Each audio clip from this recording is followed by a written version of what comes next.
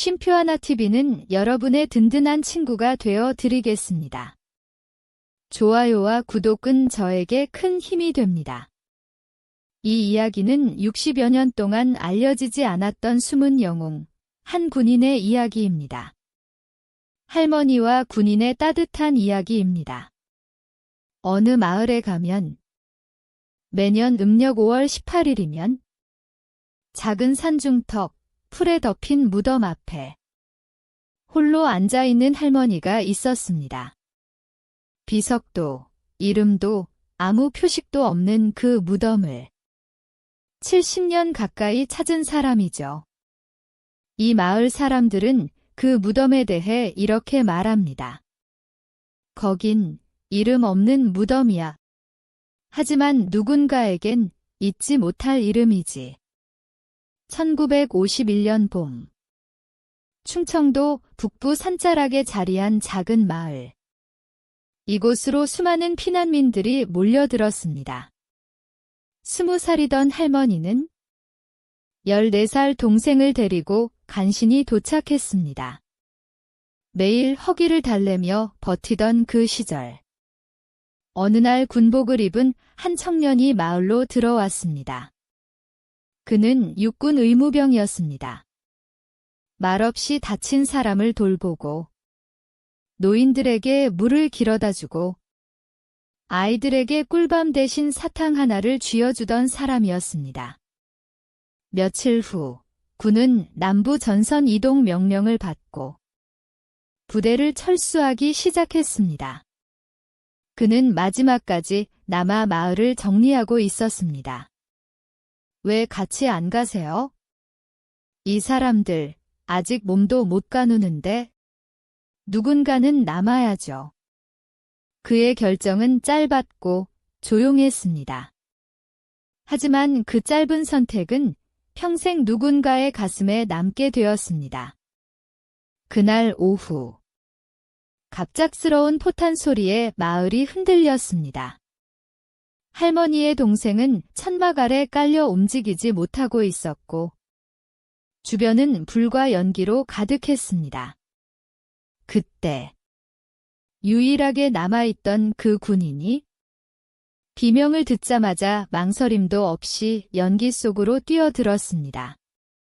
거기요. 아이가 있어요. 아이 좀 살려줘요. 그리고 잠시 뒤 커다란 폭발음이 들렸습니다. 그는 그 후 다시 돌아오지 않았습니다. 그 일이 일어난 이후에 할머니는 사람들과 함께 작은 야산 아래 조용히 그를 묻어주었습니다. 신분을 증명할 군번줄도 기록도 없었기에 국가는 그의 죽음을 알지 못했고 그는 그저 한 민간인 사망자로 남았습니다. 그렇게 만들어진 이름 하나 없는 무덤. 하지만 할머니는 그날 이후 매년 그 무덤을 찾기 시작했습니다. 시간은 흘러 할머니는 가족도 생기고 손자도 보았지만 단 한 해도 그 무덤을 잊은 적이 없었습니다. 내가 대신 죽었어야 했는데 난 지금까지도 그 빚을 갚지 못했어요. 2020년 봄 어느 날 낯선 노인이 마을을 찾았습니다.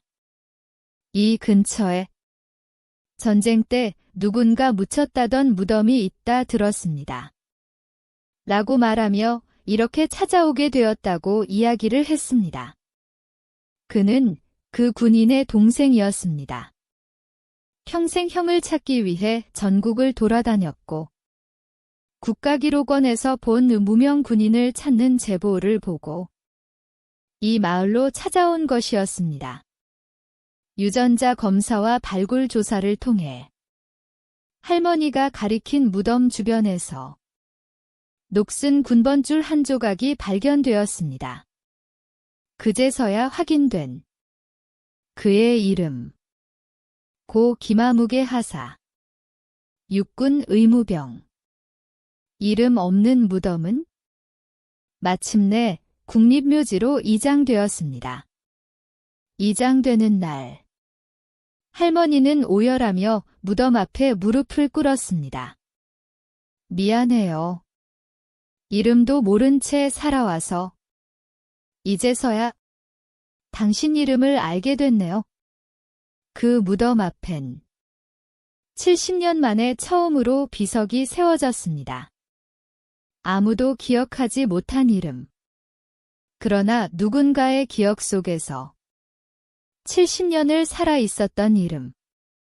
이제는 국가의 이름으로 기록된 한 명의 군인. 그리고 그를 잊지 않은 단 한 사람의 이야기였습니다.